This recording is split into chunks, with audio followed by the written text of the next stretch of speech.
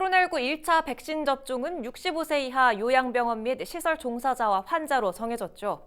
그런데 동두천의 한 요양병원에서 이 원칙을 깨고 새치기 접종이 발생해 논란이 되고 있습니다. 백신 접종 과정을 살펴보니 대상자가 아닌 사람이 접종 명단에 올라와도 가려내기 쉽지 않았습니다. 김호 기자가 보도합니다. 백신 새치기 접종이 발생한 동두천의 한 요양병원입니다. 당초 이 병원이 제출한 백신 접종 대상자는 172명이었습니다. 그런데 최종 명단은 181명으로 수정됐습니다. 최초 제출된 172명 가운데 1명이 빠지고 10명이 추가되면서 전체 인원은 181명으로 늘었습니다. 추가 명단에는 바로 부정 접종자 10명이 포함됐습니다.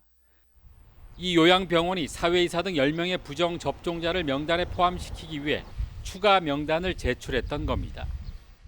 애초에는 포함이 안 되어 있었는데 추가적으로 포함이 되었어요.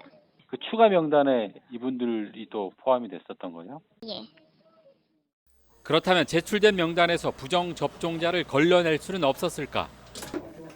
요양병원은 접종 대상자를 질병관리청에서 관리하는 질병보건통합관리 시스템에 올리게 됩니다.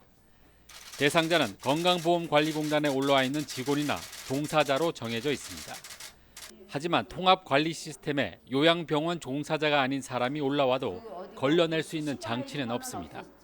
결국 지역보건소가 명단을 보고 종사자인지 여부를 확인해야 하지만 물리적으로 쉽지 않은 상황입니다.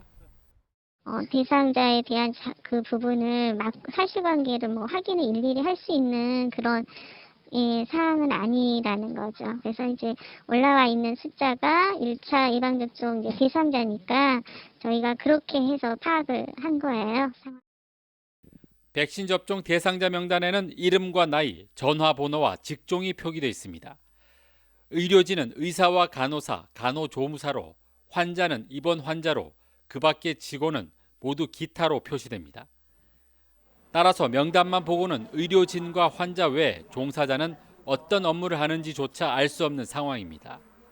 새치기 접종을 한 10명도 직종은 모두 기타로 표기됐습니다.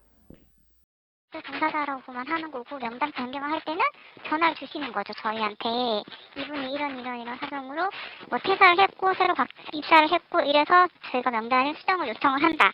그러면 저희는 그 자료를 받아가지고 명단을 수정을 해드리죠. 10명의 부정 접종자는 2차 접종 대상에서 제외됐습니다. 또 이 병원에서 1차 접종을 하지 못한 환자나 종사자는 동두천 보건소에서 진행하기로 했습니다. 백신 접종은 현재 엄격한 대상자 선정을 통해 순차적으로 진행되고 있습니다. 신속성과 안전성이 생명이지만 공정성 역시 배제할 수 없는 항목입니다. 헬로티비 뉴스 김호입니다.